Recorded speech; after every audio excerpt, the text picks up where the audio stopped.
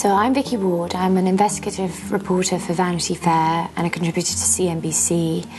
I often write about business. I also write about many other things, art, architecture, Kate Moss. I think I can safely say that The Devil's Casino is the only book out there on Wall Street right now that includes adultery, seances, backstabbing, and a firm that feels it's possibly got the death of someone it's just fired on its hands. It was sort of magical. Their ambition was almost romantic.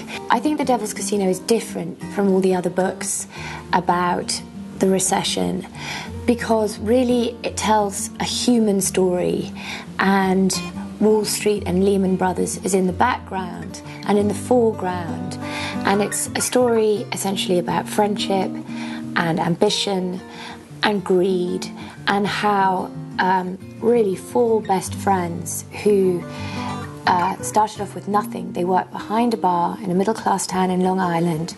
They all drove in to work together each day. They had big dreams, big ideas, but they were good. They were good men.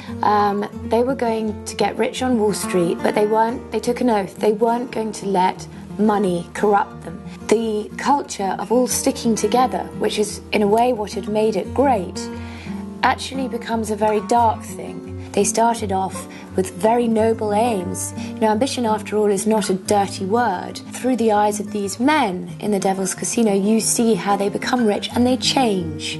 And the cost of becoming rich, you know, it ruins in some cases their marriages, it ruins their friendships, it ruins their lives, and in the end it blows up the bank. The thing about writing about a bank that has just died or collapsed is that suddenly everyone wants to tell you what really, really went on.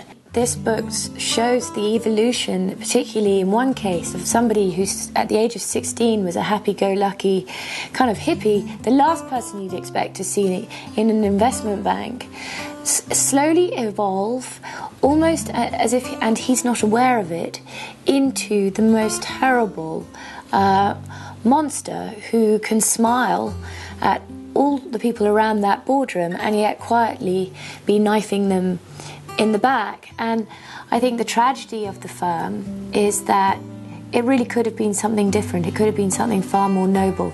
Lehman became a place where backstabbing was really just a way of life, and as one very senior executive put it to me, it was just a culture of lies. It was, what lie are we going to tell the people who work here today, and what lie are we going to tell the press?